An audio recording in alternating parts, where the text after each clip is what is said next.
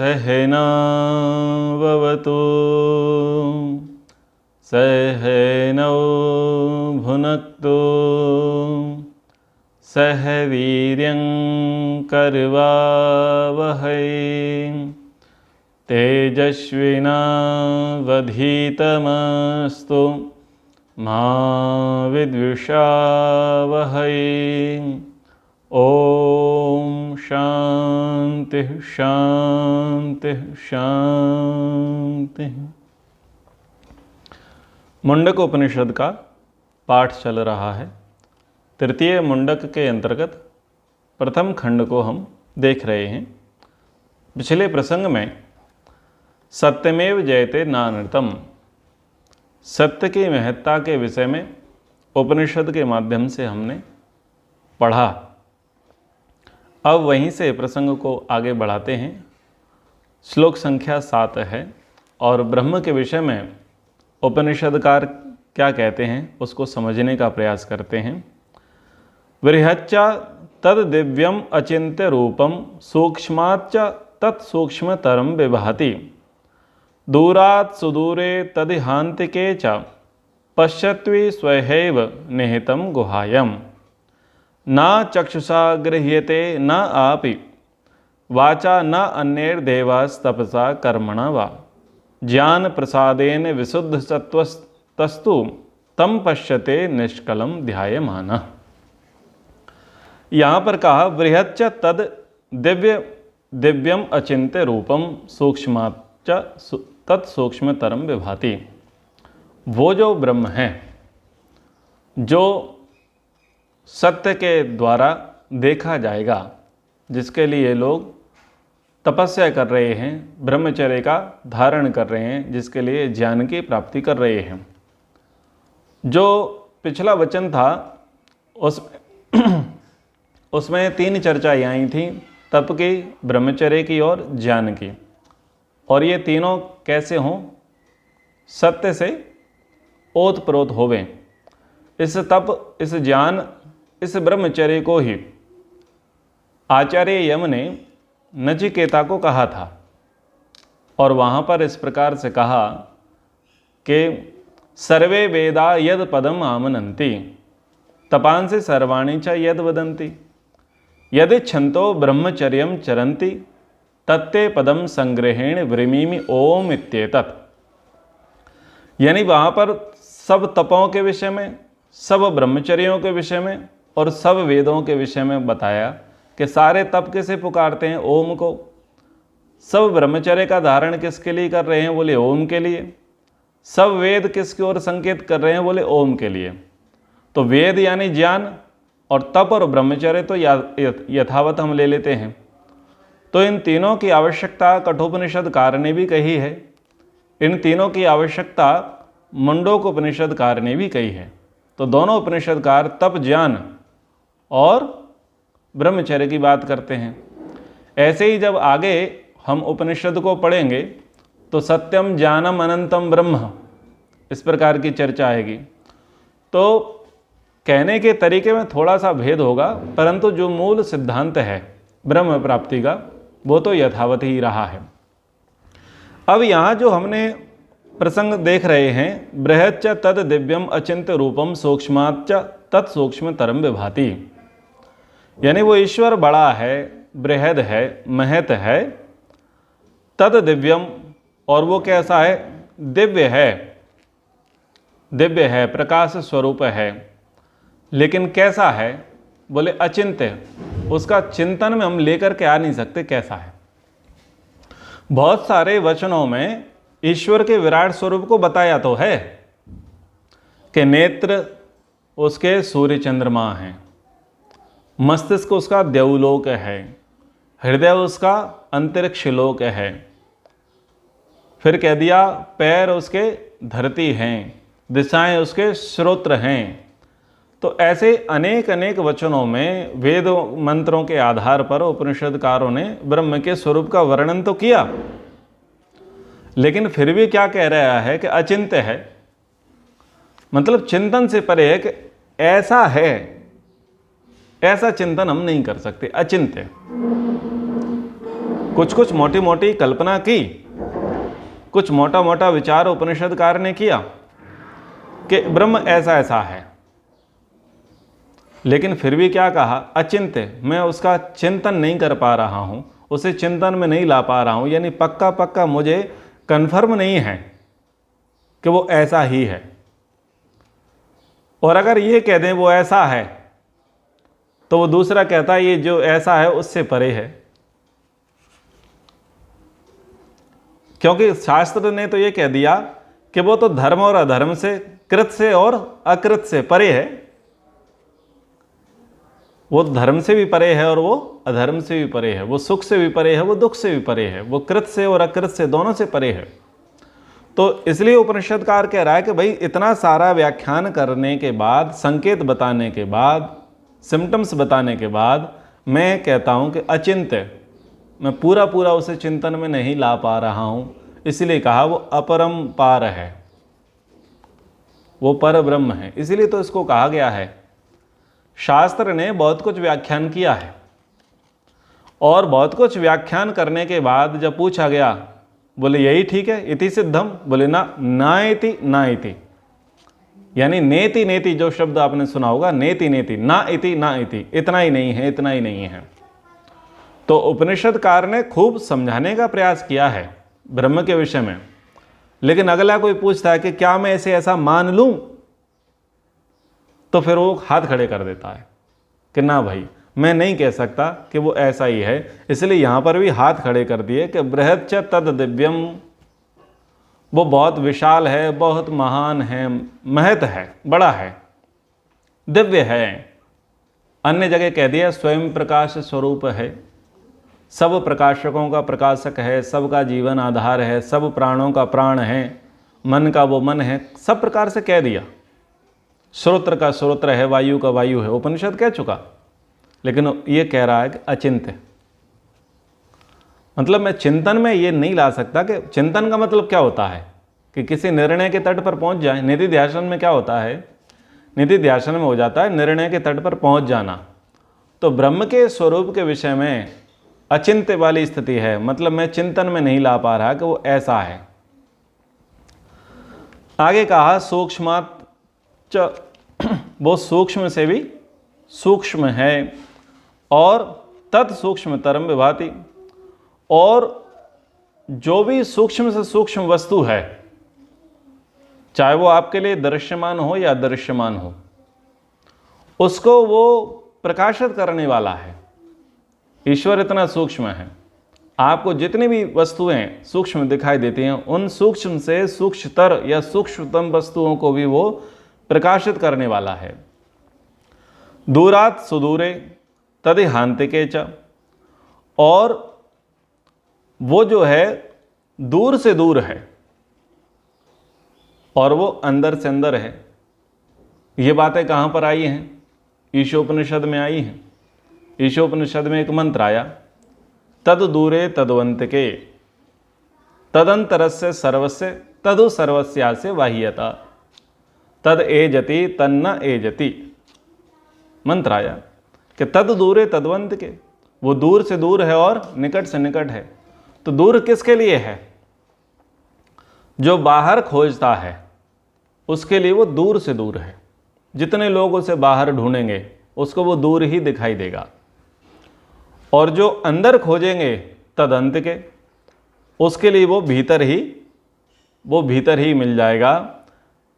च पश्यति स्वहैव निहितम गुहाया, तो जो लोग भीतर उसका दर्शन करते हैं, जिनका भीतर की ओर दृष्टिकोण होता है, वो गुफा में जाकर के, यानी गुहा में जाकर के उसका दर्शन कर लेते हैं।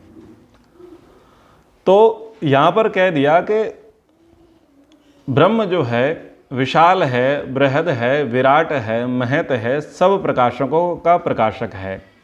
जितना भी जड़ चेतन जगत है, जलचर, थलचर, नभचर, जितने प्राणी हैं, उद्भिज, स्वेदज, जरायुज, अंडज, जितने भी 4 प्रकार की सृष्टियाँ हैं प्राणियों की, इन सब में वो वही करतार है, वही कुछ करता है, वही समाया हुआ है। उसी के कारण ये सारी चीज़ें चल रही हैं।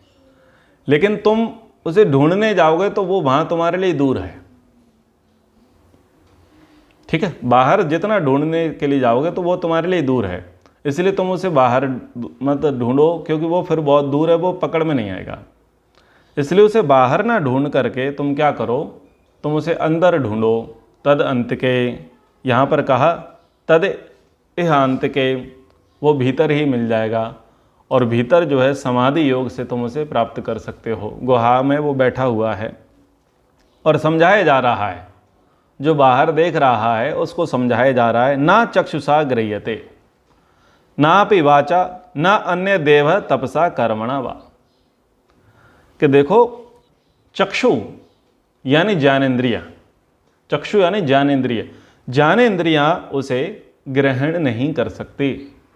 नापि वाचा, वाणी यानी कर्मेंद्रिय, तो वाणी भी यानी कर्मेंद्रिय भी उसे ग्रहण नहीं कर सकती। ना अन्य देव, और जो कोई अन्य देव हैं यानी मन, बुद्धि या चित्त या जो कोई बाहरी देव हैं, वो बाहरी देव भी उसे पकड़ नहीं सकते, प्राप्त नहीं कर सकते। और ना कर्मणा, न तप, किसी प्रकार का तप भी उसे प्राप्त नहीं कर सकता, किसी प्रकार का कर्म भी उसे प्राप्त नहीं कर सकता।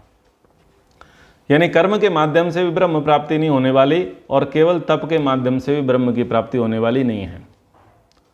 तो जो एकाकी जीवन जीने वाले हैं, जो मानते हैं कि कर्म से ब्रह्म की प्राप्ति हो जाएगी या तपस्या के बल पर ब्रह्म की प्राप्ति हो जाएगी या ज्ञानेंद्रिय कर्मेंद्रिय के माध्यम से ब्रह्म की प्राप्ति हो जाएगी, तो उपनिषदकार कह रहे हैं कि असंभव, वो उससे मिलने वाला नहीं है। तो कैसे मिलेगा? तो कहा ज्ञान प्रसादेन विशुद्ध सत्वस्तु तम पश्चेत निष्कलम ध्याय मानव।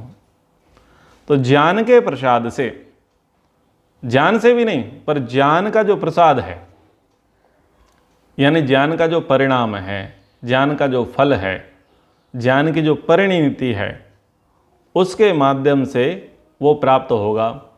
किसे प्राप्त होगा? विशुद्ध सत्व तत्तस्तु तम पश्यते। तो जो जिसका ज्ञान जो है तात्विक हो चुका है, जिसका ज्ञान यथार्थ हो चुका है, या जिसे कहें कि जिसको तत्वबोध हो चुका है, ऐसे शुद्ध अंतःकरण वाले व्यक्ति को वो निष्कल ब्रह्म की प्राप्ति होती है। यानी अंतःकरण को फिर व्यक्ति को शुद्ध करना पड़ता है और फिर ब्रह्म में ध्यान लगाना पड़ता है, तभी जाकर के वो व्यक्ति उसे प्राप्त कर पाता है, देख पाता है।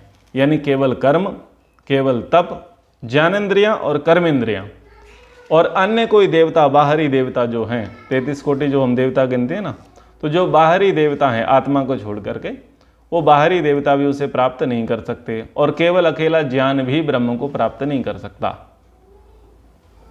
ठीक है। एषो अणु आत्मा चेतसा वेदितव्यो यस्मिन् प्राणः पंचधा संविवेश प्राणेश्चित्तं सर्वमोतं प्रजानम यस्मिन् विशुद्धे विभति एष आत्मा।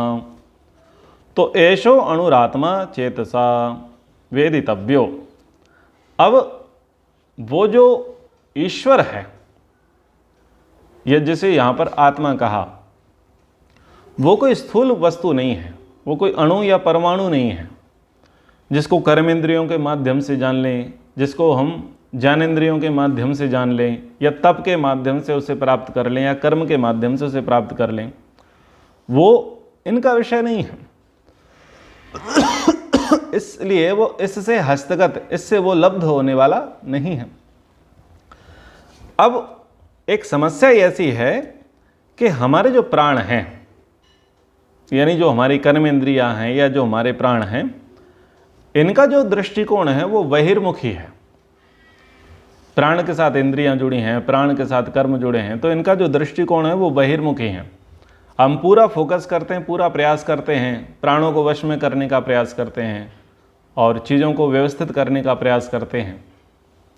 और प्रयास ये होता है कि हम जाकर के ब्रह्म को देख लेंगे इसके माध्यम से। परंतु ये जो इंद्रियां हैं, इंद्रियों का अभ्यास बहिर्मुखी है, अंतर्मुखी नहीं है। और बहिर्मुखी होने के कारण से दूसरे को तो लगता है कि यह अंतर्मुखी है, और दूसरे को हम बताने का प्रयास करते हैं कि हम अंतर्मुखी हैं। हमको भी लगता है कि हम अंतर्मुखी हैं, लेकिन होता हमारा जो स्वभाव और व्यवहार है वो बहिर्मुखी होता है, क्योंकि अभ्यास बाहर का है। उपनिषदकार ने कहा परांचिक हानि, पहले क्या कहा था? परांचिक हानि, यानी परमात्मा ने सारे गोलक बाहर की ओर बनाए हैं, सारे गोलक बाहर की ओर बनाए हैं, तो इंद्रियों का जो देखना है वो भीतर देखना है ही नहीं, इंद्रियों को देखना बाहर की तरफ ही है। अब बाहर ही देखने का सर्वाधिक अभ्यास होने के कारण से हम सोचते हैं कि देख लेंगे, इनको थोड़ी देर के लिए बंद कर देंगे और हम देख लेंगे, पर वो देख नहीं पाता। हम हट से प्राण को वश में करेंगे, हट से नेत्र बंद करेंगे, कान में रुई ठूंस लेंगे हट से, और हम क्या सोचेंगे कि अब बाह्य वृत्ति हमारी दूर हो गई, बाह्य वृत्ति हमारी शांत हो गई, और बस ध्यान मग्न हो जाते हैं संकल्प पूर्वक। पर चूंकि अभ्यास कैसा है?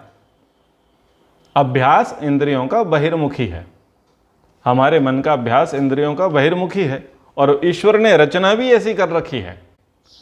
तो कोई व्यक्ति प्रवेश करना चाहे तो उसी में उलझ जाए, नेत्र की सृष्टि में उलझ जाए, कान की सृष्टि में उलझ जाए, नासिका की सृष्टि में उलझ जाए। समझ में आ रहा है ना? सृष्टि, नेत्र की सृष्टि रूप में उलझ गया, रस में, शब्द में, स्पर्श में, गंध में उलझ गया, उलझ के रह गया, यानी अब वो भीतर प्रवेश नहीं कर सकता। तो ऐसे उसने मुहाने बना रखे हैं। जैसे कोई आप कभी किले को देखने जाएं तो वहाँ ऐसी व्यवस्था रखी है कि बंदूक तोप चलाने के लिए बाहर से ऐसे मुहाने बना रखे हैं जो बाहर की ओर खुलते हैं, भीतर से ऐसे मुहाने बना रखे हैं जो बाहर की ओर खुलते हैं, लेकिन उनमें से कोई भीतर अटैक नहीं कर सकता। तो परांच खानी, भगवान ने मनुष्य का शरीर कैसा बनाया? परांच खानी, सारी इंद्रियां बहिर्मुखी बना रखी हैं। बोले रचना कितनी कठिन बनाई है। रहता पास में है, रहता पास में है, सबसे पास में रहता है, निकट रहता है, सदा काम करता है, लेकिन मिलता नहीं है। यानी आत्मा के लिए उसने स्वयं व्यवस्था कठिन कर रखी है कि भाई मुझ तक पहुंचना है, हूं तो पास में, लेकिन ये बाहरी प्रपंच को अगर तू नाख ले, तू छलांग कर दे, तू उसे पार कर ले, तो हम मिल लेंगे तो तेरे से। तू मेरी इस माया से, रूप की, रस के, शब्द की, स्पर्श की, गंध की सृष्टि से अगर तू पार पा ले, इससे भिड़ ले, इससे जंग जीत ले, और इसकी तरफ से तू विरक्त हो जाए, तो हम तुझे मिल जाएंगे। ये पासे फेंक रखे हैं, चालें फेंक रखी हैं। अच्छा, ये पासे, ये चाल के विषय में कहाँ पर सूचना मिलती है? कठोपनिषद में सूचना मिलती है कि वो अंदर झांकना चाह रहा था नचिकेता, तो यमाचार्य ने पासे फेंक दिए, जाल फेंक दिए। स्त्रियां ले ले, स्त्रियां ले ले, रस भोग्य सामग्री ले ले, रूप की चीजें ले ले, स्पर्श की, गंध की चीजें ले ले, रथ घोड़े हाथियां ले ले, महल अटारियां ले ले, पृथ्वी का वैभव ले ले, और आयुष, बोल कितना जीना चाहता है, कितने वर्षों तक जीवन जीना चाहता है, उतना ले ले। पासे फेंक रखे हैं। तो व्यक्ति क्या करता है? उसी में जाकर के भ्रम जाता है, फंस जाता है। और यमाचार्य कहता है बस ये मत पूछ अंदर क्या है, यानी मृत्यु के बाद क्या होगा ये मत पूछ। तो कोई ऐसा दृढ़ व्यक्ति चाहिए नचिकेता जैसा, जो ये कह दे तुम्हारे पास से अपने पास समेट करके रखो, तुम्हारी चालें हम पर नहीं चल सकती, जो दुर्गम इस लक्ष्य को, इस किले को जो भेद सके, वही उससे मिल सकता है, वही उसका साक्षात्कार कर सकता है। तो ये जो वचन है, एषो अणु आत्मा चेतसा वेदितव्यो यस्मिन् प्राण पंचदा संविवेशः, ये इसी बात को कह रहा है कि हमारा जो है लक्ष्य, हमारा जो दृष्टिकोण है, हम चाहते तो हैं कि हमें प्राप्त हो जाए। कौन नहीं चाहता? कितना सारा आपने पढ़ रखा है, कितना सारा हमने पढ़ रखा है, ठीक है ना? कौन नहीं चाहता? आप नहीं चाहते या मैं नहीं चाहता ब्रह्म प्राप्त हो जाए? सब चाहते हैं, लेकिन होता है क्या? नहीं। क्यों? किले तगड़े बना रखे हैं। दृष्टिकोण जो है हमारा बाह्य बना रखा है, तुम इससे जीतो, इससे जंग लड़ो, इस ज्ञानेन्द्रिय कर्मेंद्रिय के सृष्टि से लड़के दिखाओ, और इस किले को भेद के दिखाओ, तो हम मिल जाएंगे। प्राणश्चित्तम सर्वमोतम प्रजानाम यस्मिन विशुद्धे विवति एष आत्मा। अच्छा, ये पंक्ति जो है आपको कैसी लगती है? सर्वमोतम प्रजानाम, सर्वमोतम प्रजानाम, याद आया कुछ? यज्जाग्रतो दूर मुदेति देवम तद सुप्तस्य तथैवेति। वहाँ जब हम पढ़ते हैं तो वहाँ पर ये सर्व प्राणश्चित्तम सर्वमोतम प्रजानम तन्मे मनः शिव संकल्पमस्तु। तो फिर ये जो हमारे प्राण हैं, ये प्राण जो है, प्राण हमारे कैसे हो जाए, अनुकूल हो जाए, चित्त हमारा कैसा हो जाए, एकाग्र हो जाए।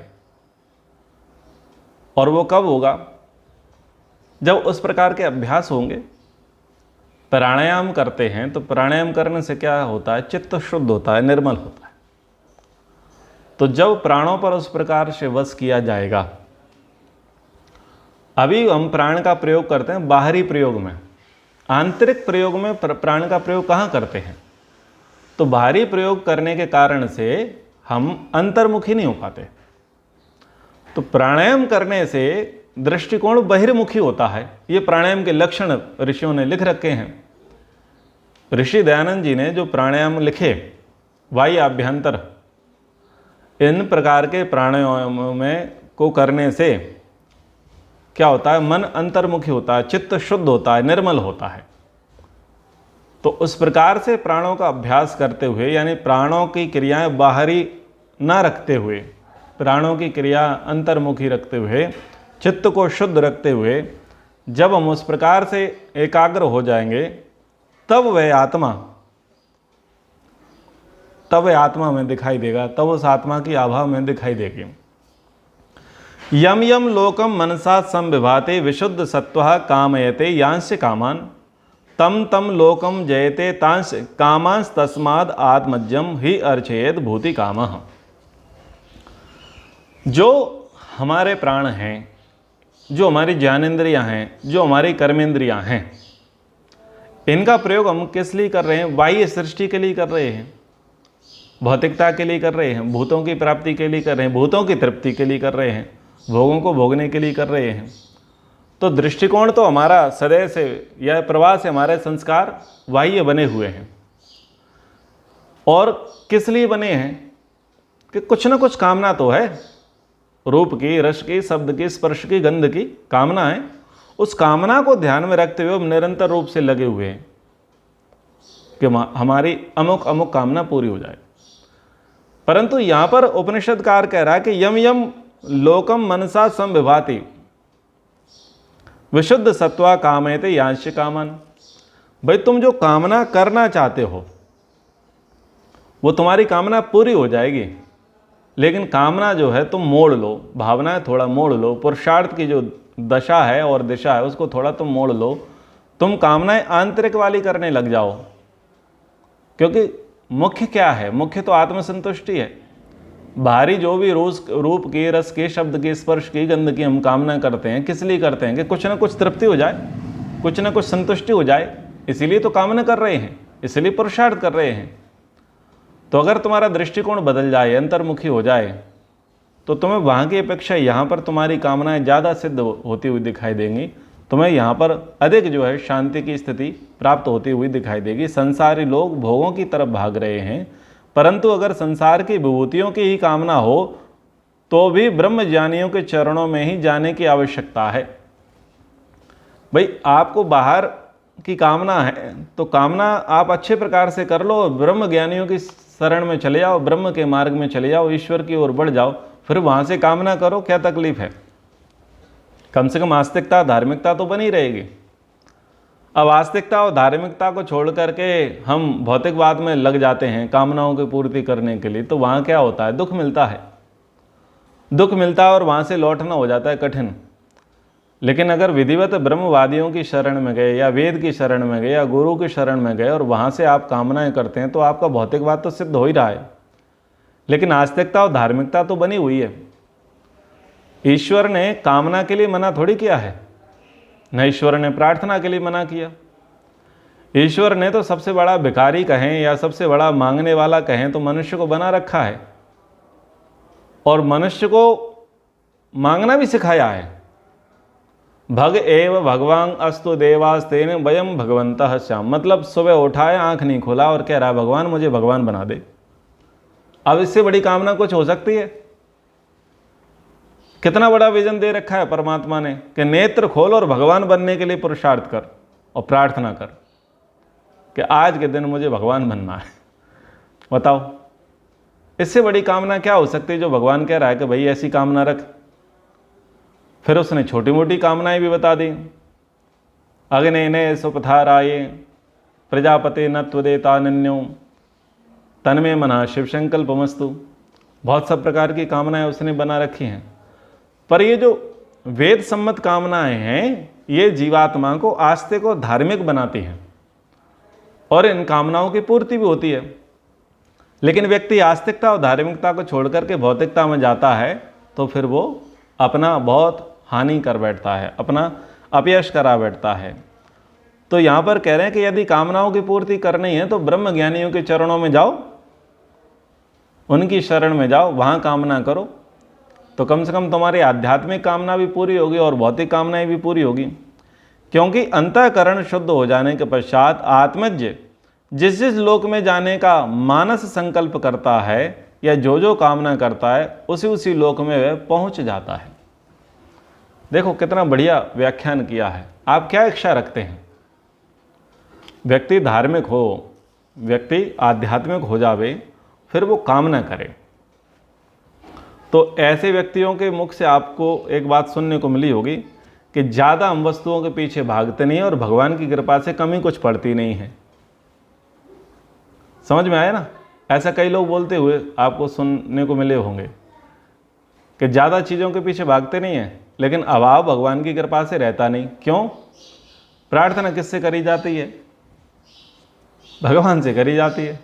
वही फलानी चीज़ दे दो, ऐसा चीज़ हो जाए तो ठीक है, थोड़ी और सरलता हो जाए। तो उसकी जो एप्लीकेशन है, उसकी जो प्रार्थना है वो सीधा ब्रह्म से है, ईश्वर से है। वो किसी व्यक्ति विशेष से थोड़ी ना प्रार्थना करता है। अब व्यक्ति विशेष का तो भगवान मालिक है, वो सीधा भगवान मालिक के पास ही जाता है बात करने के लिए। व्यक्ति विशेष तो हाँ भी कर सकता है, ना भी कर सकता है, पर उसका एक दृढ़ विश्वास रहता है ईश्वर से मांगने पर। अब व्यक्ति से भी मांगा जाएगा, मांगा तो ईश्वर से भी जाएगा, लेकिन काम तो दोनों जगह करना है। व्यक्ति भी कुछ देख दाख करके देगा ना, परमात्मा भी देख दाख करके ही देगा। पर ऐसा नहीं है कि परमात्मा अकर्मण्य को दे दे, केवल प्रार्थना करने वाले को दे दे, ऐसा थोड़ी है। पर मांगना है तो सही जगह पर जाकर के मांगो ताकि बुद्धि शुद्ध बनी रहे। तो यम यम लोकम मनसा संविभाते विशुद्ध सत्व कामयते याश्य कामान तम तम लोकयते जयते। तो जो जो वह कामना करता है वो कामना उस लोक की, उस क्षेत्र की, उस डिपार्टमेंट की उसकी कामना कैसी हो जाती है? बोले पूर्ण हो जाती है, कामना की पूर्ति हो जाती है। जो जो वो मानस संकल्प लेता है कि ऐसा हो जाए, वैसा हो जाए। कई लोग कुछ छोटी छोटी बातों को कहते हुए सुनाई देते हैं कि मैं बस आपको याद कर रहा था और आपका फ़ोन आ गया, आपको याद कर रहा था और आप आ गए। पुस्तक हाथ में निकाली और वही पेज खुल गया जो मैं पढ़ना था। समस्या से ग्रसित था और जैसे ही हाथ बढ़ाया और समस्या का समाधान हो गया। किसी वस्तु को ढूंढ रहा था और सहसा अचानक हाथ पड़ा और वस्तु वहीं पर थी। तो ऐसा कुछ लोग, छोटी मोटी घटनाएं, छोटी मोटी घटनाओं को लोग बोलते हैं। तो ये क्या है? कुछ कुछ कामनाएं हैं, वो कामनाएं जो है पूर्ति हो रही है। अगले व्यक्ति को तो चक्कर आ रहे हैं ना चीज़ को ढूंढने में, पेज को ढूंढने में, वही कहाँ था, कहाँ लिखा था। व्यक्ति को ढूंढने में, वस्तु को ढूंढने में अगले को तो चक्कर आ रहे हैं। वो व्याकुल है, बेचैन है, वो तो मिल ही नहीं रहा। लेकिन जो आस्तिक है, धार्मिक है, उसको वो सहसा मिल रहा है, कम पुरुषार्थ में ही मिल रहा है। तो या जो जो कामना करता है उसी उसी लोक में वह पहुंच जाता है और उसकी वही वही कामना पूर्ण हो जाती है। तो सामान्य कामनाएं भी उसकी पूर्ण हो जाती हैं और विशेष कामनाएं, विशेष कामना क्या है? मुक्ति की कामना, स्वर्ग की कामना तो पूर्ण हो ही जाती है, क्योंकि उसने रास्ता अच्छा अपनाया हुआ है। ब्रह्मज्ञानियों का मार्ग का उसने अनुसरण किया है, श्रेय मार्ग का उसने अनुसरण किया है। तो ये जो स्वर्ग वाले सुख हैं, सांसारिक सुख हैं, वो तो उसे सहसा प्राप्त हो ही जाते हैं। पर जब उसकी विशेष कामना होती है और विशेष वो प्रयत्नशील विशेष पुरुषार्थी रहता है, तो जो विशेष कामना है ब्रह्म प्राप्ति की, वह भी उसकी पूरी हो जाती है। तो इतनी चर्चा यहाँ पर तृतीय मुंडक के प्रथम खंड में कर दी। अब तृतीय मुंडक के द्वितीय खंड में चर्चा करेंगे और ये बताएंगे कि भले ही कितनी कामना करते रहो, पर लेकिन किसको मिलेगा और किसको नहीं मिलेगा। यहाँ पर फिर और अच्छे प्रकार से ईश्वर के विषय में बताने का प्रयास करेंगे। तो अभी के लिए कक्षा को विराम करते हैं। एक बार ओम का उच्चारण। ओ